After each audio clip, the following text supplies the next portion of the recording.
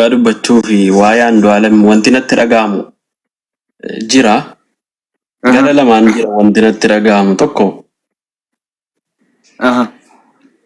Haqa mucaan na dhukkubsaa haqni mucaa dhabame sun fakkeenyaaf namni haadha manaa ofii irratti itti gaafatamummaa erga gaafa fuudhuuti itti gaafatamummaa qaba.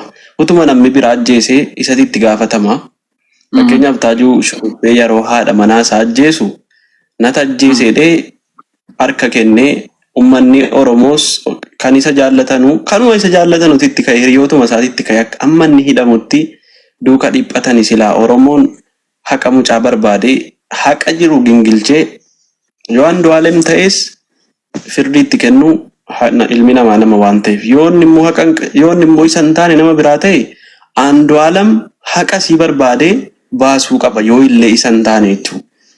Gara biraatiin immoo egaa wacni Oromoo caalayyuu gara Habashaatii baay'ataa jira. Gara Habashaa namumti dubbii eegale namumti chaalenjii garaagaraa sagalee qananiidhaan taana jedhee eegale saba biraati Oromoo dura saba biraati Oromoon callisee uma ijaan ilaala. Bakka kanatti dhugaa dubbachuu fi Oromoon aadaa qabaa safuu qabaa akka itti dubbatu beekaa. Kara sadiin gumaa baata yoo illee namni nama ajjeese fakkeenyaaf safuu yookaan aadaa Oromootti yoo namni nama ajjeese yookaan gumaa yookaan hin kaffala yookaan araaraan jaarsa fudhatee raqee dhiifama gaafatee jaarsitti murteessee badii yookaan immoo adabbii irra jirutti kennee adabbii barbaachisu adabbii akka safuu Oromootti itti kennee adaba jechuun adabbiidhaan. Yoo immoo lakkii gumaa ba'anna yoo jedhe yookaan isuma sana ajjeesaa yookaan immoo gumaa akka barbaadetti ba'ata yoo kanan ta'u ta'e immoo seeraan dabarsee kennee seeraan gaafata. Amman isiin kana Habashaa kuni beektaa summii wayii of keessaa illee qabdi. Isiin kana Habashaa kuni summii of keessaa qabdi maaliif jaran beektaa yeroo dheeraa utuma mucaan kun hin du'in dura akkuma Caaluu ajjeesan akkuma namoo artistoota Oromoo jajjabaa galaafatan yeroo dheeraa erga Hacaaluun du'ee ijji isaanii Andu'aalem Gosaarra jirti. Siigalee karaa argatanii jechuudha. Nyaachuuf karaa argatanii sagalee isaanii kana dhugumatti hawwiidhaaf qananiidha moo hawwii? Qananii dhiifa. Ijoollee taaphisku. Dhugumatti dhibba qananiidhaaf sagalee ta'aa jiru jettee dhaabbattee ilaaluun dirqama jechuudha. Namni ijji isaanii irra jiru Andu'aalem Gosaa kuni Hacaaluu booda dhugaa dubbachuuf Hacaaluu booda namni akka Oromootti aartistii jabaan Oromoon qabdu ammatti Andu'aalem Gosaati. Isa dhugaa walitti dubbanna waan ta'eef. Namni sagaleen isaa dhageettii qabu namni aartii sirba naannoo tokko baay'ee naannoo tokko hin dhiibne namni akka Oromootti jaallatamu Andu'aalem Gosaati. Kanaafi dhugumatti jecha Habashaa kana yookaan jecha warra diinaa kana duuka dhibba deemte otoo hin taane dhugumatti haqa dhugaa sana barbaadu. Andu'aalemiin galaafachuuf warri suni qananii caala qananii qabatanii Andu'aalemiin ajjeesuuf baay'ee maraachaa jiru baay'ee dhiphataa jiru gara ittiin galaafatanu jechuudha. Ati immoo akkuma nama siin jedhee akka gadaatti akka safuutti akka seeraatti Andu'aalem irraa akka rifeensi isaa tokko hin cabne eeggataa. Eegsisaa eeggataa akka rifeensi isaa tokko irraan buqqaan sirna gadaa sanaan seera dhiisi mootummaa dhiisi sirna gadaa sanaan hin beekta naannoo keenyatti namni yoo wal ajjeese miti yoo wal dhiigse yookaan yoo wal tume galgala inni kun nama 3 fudhatee dhufe inni kun nama 3 fudhatee dhufe yookaan nama 4 fudhatee dhufe nama naaf ta'a jedhu keewwatee naanna'anii ta'anii jaarsummaa dubbatanii waan jaarsa irratti murteesse fudhatee deema isuma wal tume jechuudha.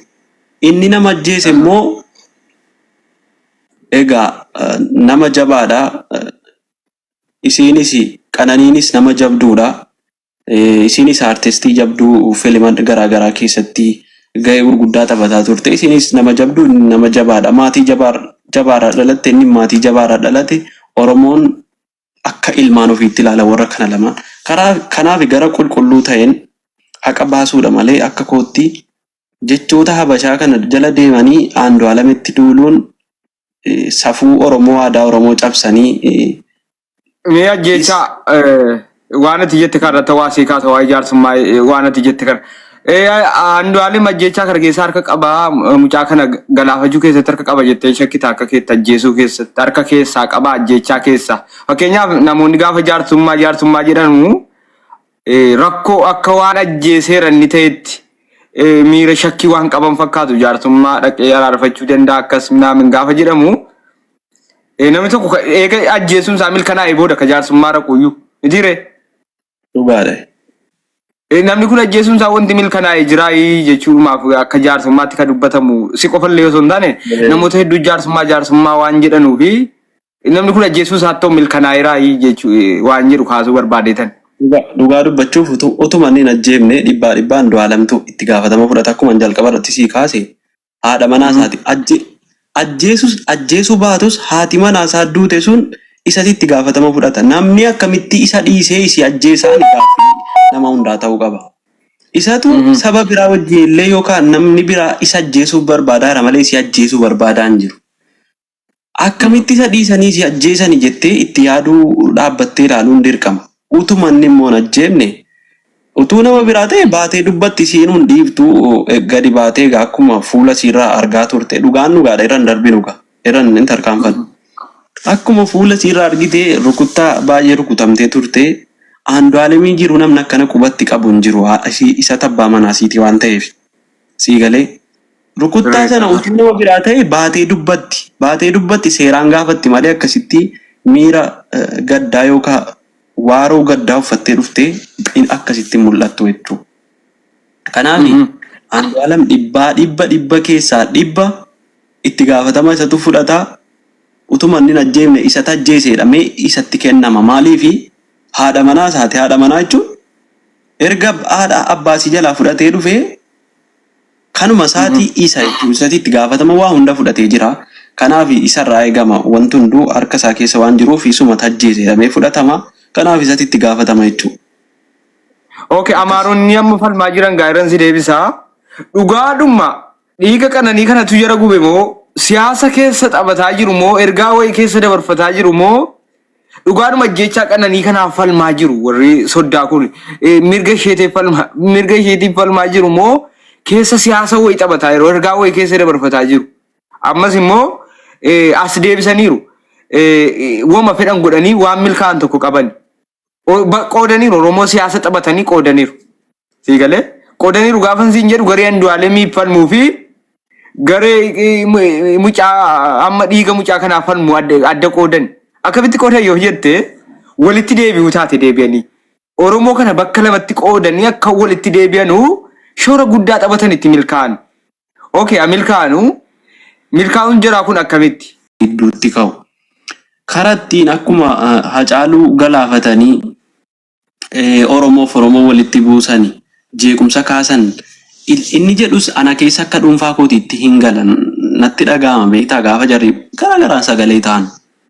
Haa ta'u garuu kan isaanii achumatti dhiibni akkuma jalqaba sii kaase aadaa Oromootiin yoo gaafanne aadaa Oromootiin yoo barre aadaa Oromootiin murtiin fudhachuu qabu yoo itti kennani murtiin dhugaadha hin kennamne.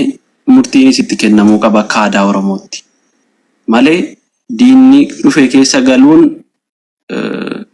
waan baay'ee Oromoonni immoo wajjin dhaabataa jiran jiru maal jettaree dhiiga mucaa falmanna jedhanii Oromootumti Amaara kanaaf informeeshina kennanii warruma Amaaraa kanatti waliin dhaabbatantu jiru. Maaliif iyyiin dubbatin jettan jedhanii warra Amaaraa warra gaafatantu jiran Oromoodhumti amma yoonuma maan nyaata Oromootti informeeshina kennu sii galee. Mana saara qe'ee informeeshina kennuuf baay'ee muddama dhiiga sii barbaanna jedhee akkam jetta warra sanaan. Tokkummaa dhugaa dubbachuuf Andu'aalemiin qofa miti Itoophiyaa keessatti namoota baay'eetu akkuma Andu'aalem haaluma Andu'aalem kanaan haati manaa isaanii ajjeefamanii argamani namoota baay'eedha. Kan Andu'aalem kun immoo akka jiranitti itti ka'anii ol ka'anii sii galee kuni egaa Oromoo qoqqooduudha akkuma ati jalqaba kaafte Oromoo warri Amaara jala deemanii harka dhaanuusi miira keessa jira beektaa uummanni dafee waan hubatu dafee waan galuuf dafee waan hubatu yeroo dubbiin qabbanaa'ee maaliif jedhee yoo taa'e xiinxale wanti kun hin hubata hin galaaf. Ammas warra dhugaa qofa deeggaran warra jalqabaa Andu'aalem irraa warra jibba hin qabne, warra intararraas jibba hin qabne, warra sanyummaa Andu'aalem irraa jibba hin qabne, warra Andu'aalem leellisu irraa jibba hin qabnetu waan kana fakkeenyaaf atamma Andu'aalemiinis Qananiis hin jaallatta hundumayyuu ija tokkoon laalta yoo ta'e ija dhugaa isaan jaallattuun yoo ija dhugaatiin dhugicha boorate kana yoo barbaadde eessatti akka boorate yoo barbaadde arguu dandeessa. Isaan sila moo jibbaa Andu'aalem irraa qaban Amaara duuka ta'uun waan hafu miti. Isaan sila jibbaa Andu'aalem irraa qaban jechuudha. Akkuma ati beektu Oromoon siyaasa adda garaagaraatti qoodamee jira. Gandaanis wal qooduun kun keessa jirti. Soba malee hin jirti, soba malee hin dhokfanna malee jirti. Isa kana keessaa yoo baate akka Oromootti ilaalte diina sana jalas hin deemtu. Isaan kana jalas hin deemtu. Dhugaan intalaas hin dhiiftu. Andu'aalemit jalas hin deemtu. Dhugaa jala qofa yoo deemte Andu'aalem akka aadaa Oromootti akka safuu Oromootti balleessaa guddaa qaba. Intala keessaa harka qaba. Du'asii keessaa harka qaba. Maaliif mucaan kun rukutamtee baatee agarsiifataa turte? Seeraan dhaabsisuu danda'a ture. Waan kana seeraan gaafachuu danda'a ture. Ati nama haadha manaa keessi jalatti tumu si jalatti reebu hin dhiiftu. Atumti kun jechuudha. Atumni hin qabne kun hin dhiiftu. Kanaafi akka aadaa Oromootti gaafatamuu qabaa. Hin callifamee haqni mucaa isiidhuma wajjin awwaalame waan ta'eef akka aadaa Oromootti Oromoo qofaan bahuu qaba malee saba biraa yookaan nama biraa galchuu hin qabu. Utuu saba biraa galchuu qaba ta'ee waggaa 3 dura miti laata? Waggaa 3 dura natti fakkaata. Namichi Yohaannis jedhamu haadha manaa ofii fannisee ajjeese, fooqa irratti fannisee ajjeese. Hin dubbatamne ati dhageessettaa? Hin dhageenye. Namni baay'een akkasuma hin dhageenye. Isaan kan isaanii hin dubbatanu callisanii ukkaamsanii bira darbu. Qeesii meeqa rashanamee namuma mana keessaatiin rashanamee ajjeefame. Haadha manaa meeqa fannifamte ajjeefamte. Intala durbaa meeqa akkas ajjeesanii. Intala barana duute isii dhiyoo kanaa malee isii duraa jechuun mucaa daa'ima sana ol akkasittiin hin duulle akka Andu'aalem kanatti hin duulle. Sii galee dubbiin jibba nafxanyummaa keessa jirti warra sana keessa jechuudha. Warra Habashaa keessa. Kanaaf akka diinaa dhiibne akka firaatti ilaaluu qabna jechuun. Hangama kiyyaan yaada tokko kaasuu barbaade haqa kananii falmuu fi Amaaraa wajjin dhaabbachuun dirqama. Dirqama miti. Akka dhiiga ishee falmuun wama dhugaa lafa jiru Andu'aalemiin yakkamaa gochuu wama lafa jiru waan dhugaa jiru. Garuu Amaarri dirqama yakkamaa gochuu fi Amaarri dirqama dhufee yakkamaa gochuu hin qabu. Oromoo dhumte yakkamaa gochuu danda'uudha qaba. Atamma yoonni maanyaa dhugaadhuma dhiiga qananiitii fi gubatee akka sanatti dubbata jettee namantaa akka keetti yoo numti maanyaa mataa isaatti dhiiguma qananiita akkana isa gubee akkana isa haarsee dubbataa jira jetteen fudhatta akka keetti. Yoonii maanyaa barii qananii dura utuu isin hin miidhamin dura nama Andu'aalemiin arrabsaa ture dabar. Nama Andu'aalemiin qeeqaa ture. Nama artistii Oromoon ija kooti jettu akka namticha bulloo maqaan isaa naan galu bulloo jedhe sana. Bulloon yoo sangee ta'uun. Yoo sangee ta'uunii fi Andu'aalemiin warra arrabsaa ture keessaa isa tokko warra jibbu keessaa. Walumaa gala aartiin hin beekta. Aartiin isaan kanaan deemu fakki aartiin sagalee uummata Oromooti. Aartiin qabsoo keessatti gahee gurguddaa taphata. Andu'aalemitti ila Amaarri warri kunii fi Amaarri walii gargarii beeki. Warri haqa mucaa barbaadu dhugaatti jibba Oromoo irraa hin qabne akkuma tamma jibba Amaara irraa hin qabdu garuu warra sirna Minilik kaleessaa leellisu irraa qabaachuu dandeessaa hin qabda. Namni isa dhabu hin jiru. Haa ta'u garuu Amaarri dhugaas hin jira. Amaarri dhugaa Amaarummaan dogoggora miti yookaan yakka miti. Akkuma Oromoo ta'e Amaara ta'e sabni biraa akkasuma jira.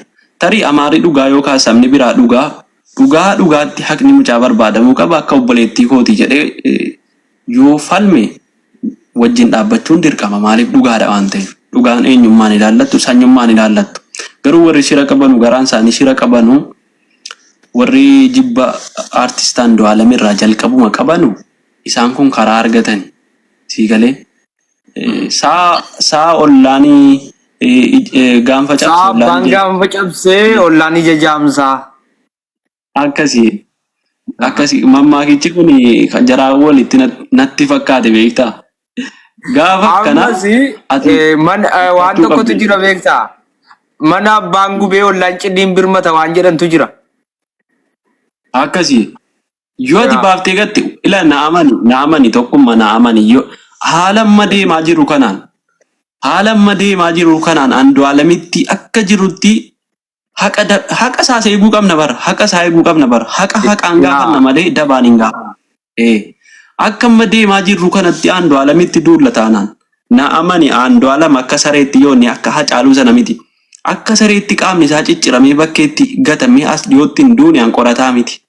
Akka amma deemaa jiru kanatti maaliifi akkuma amma mana abbaan gube ollaan cidhiin birmata jette yoo ati waaqeen eeggatiin yoo ati waaqee irratti diina taate ormaa filaal sargiidha sii galee sargiidha. Hundi kun iyyuu madaa irratti madaanuu dabala. Kana jechuun maali? Tasgabboomni haala tasgabbii qabu yoo Oromoon tasgabbaa'ee akka aadaa Oromoo safuu Oromootti waan kana qabee yoo hin fixin akkuma Andu'aalamiif Caalaan Bultumee wal lolanii turanii yeroo Caalaan miila Andu'aalamitti shubbitii dhukaasu yeroo san akka aadaatti fixatanii akka safuutti fixatan. Kana jechuun maal jechuudha? Andu'aalam yeroo Habashaa bira geesse Andu'aalam obboleessa kooti maaltu si galchee artistii Oromooti maaltu si isaan wanti galchu hin jiru warra Andu'aalamitti duulan jechuudha. Warri duulanuu hin galchu isaan isa galaafachuudha kaayyoon isaanii silumayyuu isa Oromoo jibbaa Oromoo waan qabaniif. Yaa ani asirratti fakkeenya tokko itti sii dabalee kaasaa. Ila an akka kiyyatti haqa qananii falmuun sirrii ta'ee garuu amaaraa waliin falmuun haqa barbaaduu wayii sitti hin fakkaatu. Jarri sun siistema siyaasaa fayyadamu. Sii galee akka itti si xuxxee wal nyaattu barbaadan amma dhiiga barbaadan jiran beekamaadha tooppiirra jira yeroo ammaatti jechuudha. Andu'aalem. Eessaan balleessinaa yaadu warri kun eessaan balleessinaa rakkoon Oromoo yeroo hedduu beektaa. Oromoon diinni Oromoon Oromootti fayyadama. Sii galee Oromoon Oromoo galaafata diinni. Bakkee fidaniin galaafatan amma maal godhu Andu'aalem kana Oromoon galaafachiisan. Siistema dalaganii ofiin taa'u jechuudha. Sii galee achii tuqanii Oromoon galaafatu akka seeraatti tarii Andu'aalem yakkamaadha. Ajjechaa keessa harka qabaa wanti hundinuu jiraachuu danda'a. Garuu jarri kun maal gochuu fi rakkoo biraa dabaluu danda'u. Akka mootummaa sirna mallasaatti kan ammaan beeku lubbuu lama ajjeesan isa tokko yoo ajjeese isa tokko seeraan gaafatan malee lubbuun lama akka duuf hin eeyyaman. Sii galee duutiin jiru duutiin murtaa'u hin ajjeefamu hidhaan adabamu malee namni nama ajjeete biyya keenya keessatti sii galee. Lubbuu isa darbe sanatti warri kun immoo maal gochuuf deemu Andu'aalemii itti dabaluuf deemu. Dhiigaa falmaan jiran bara. Siistematti hin galaafatan barbaadaa jiru jechuudha. Oromoo dammaqi jennaan kana Oromoon kana immoo dammaquu qaba. Of arguu qabdan. Oo namni akka olaatti finyoo nama kaayyacha harkise. Amma mana yoonii maanyaa dhaqee wajjiniin yoonii maanyaa wajjiniin Andu'aalemiin kasasee dhugaa barbaadaa jira jettee namantaa akka keetti. Dhugaa dubbachuuf warra achi taanu siluma yuudiin ilaal sooshaal miidiyaa kana dhugaa dubbachuuf namni akka qoosaatti ilaala malee warra sooshaal miidiyaa kanarraa iyyuu akka qoosaatti ilaala malee dhugaa wanti kun badii gurguddaa balleessisiisa.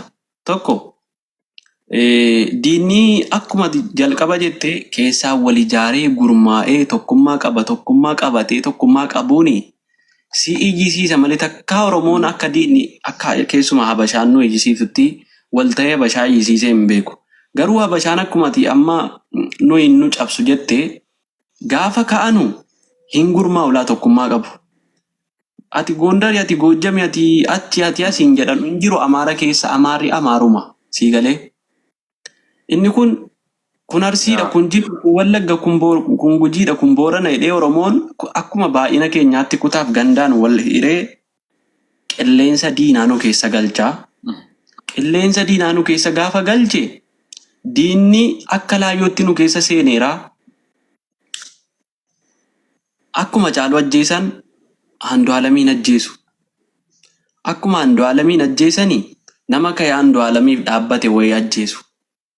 Bar afaan Andu'aalemiif hamuummate Abiyyiif Jawaariin ciisu bar. Afaan Andu'aalemii hamuummate. Kaayyoon jara silumayyuu Andu'aalemiin miti wanti sii galuu qabu. Andu'aalem saba biraarraa miidhaa ga'e otoo hin taane kaayyoon isaanii Andu'aalam irra otoo hin taane kaayyoon isaanii hayyoota Oromoo gurguddaa kana keessa galaafachuu kaayyoon jara aangottiidha waan taateef jeequmsa uumanii yeroo jeequmsa uumame an akka kootti Andu'aalam hidhaadhaa gadhiifamuutti nan gadde akka kootti amma haqni haqqananii ba'ee murtaa'ee bilisa yoo ta'e wanti hunduu bilisa ta'ee namni isii ajjeeses qabamee yookaan immoo irra gahamee murteeffamutti Andu'aalam hidhaadhaa ba'uu yakka akka kootti tarii wallaaluma koo ta'uu danda'a maaliifi yeroo Hacaaluun du'u sana Jawaar Mahaammad utuu hin hidhamne utuu mana hidhaan seenne utuu hin hidhamne Jawaar Mahaammad dhugaa dubbachuuf ji'a tokkoon turu hin ajjeefama jechuudha. Maaliif yeroo sana Jawaar Mahaammad miti Abiyyiinu yeroo sana egaa akkuma nama siin jedhe jarii jalaa wal ijaartee waan jirtuufi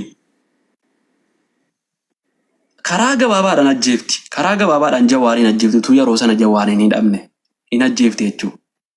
Taankii waraanaatiin fuudhee gaafa inni hidhaadhaa ba'u mana galchuunsaa akka kootti baay'ee natti tole. Maaliif nama eegamuu qabu nama egaa jarri bar waa tokko gaafa balleessan sababa malee wanti isaan balleessan sun sababa malee fakkeenyaaf yoo haadha manaa inni itti gaafatama fudhatu malee haadha manaa Andu'aalam yoo ajjeesanii Habashaan jechuu yoo ajjeesanii sababa godhatan malee isiidhaaf miti kaayyoon isaanii isiirra miti yookaan isiin badi isiin waa isaan goote miti kaayyoon isaanii inni guddaan yoo Andu'aalam fakkeenyaaf ajjeefame mootummaatti ajjeechisiiseedhanii mootummaaf uummata Oromoo gidduutti lola labsuu lola kaasuu Oromoof Oromooma gidduutti lola labsuu tokkummaa dhabsiisuu sana keessa warwajii sana keessa 4 kiiloo waan jedhamu wayitu jira 4 kiiloon galla waan jedhamu wayitu jira achi keessaanii harka wayaa jalaatiin Oromoodhuma bitatanii Oromooma bitanii jira bara Oromoon maallaqa qofattaman maallaquma siyaara qofattamanutu jira warra sana bitatanii nu keessa faca'uudha kaayyoon jara kanaafi dubbiin Andu'aalam utuu deebisee hidhame namatti tola maaliif hidhaan akka durii miti namni gaafa hidhaa seenee zanaafa taa'ee jiraata qeensirraa buqqifamuun harkirraa cabsamuun minaamin hin jiru offatee fakkeenyaaf mucaan baranaa waa'ee xiyyaaraa sana ol bahee dubbate suni gurbaan ol bahee dubbate sun bar amma bakka adda addaarra deemee fakkeenyaaf bakka koonsartii adda addaarra deemee yoo argiteetu ta'e viidiyoo wayi koonsartii irratti mul'ataa ture.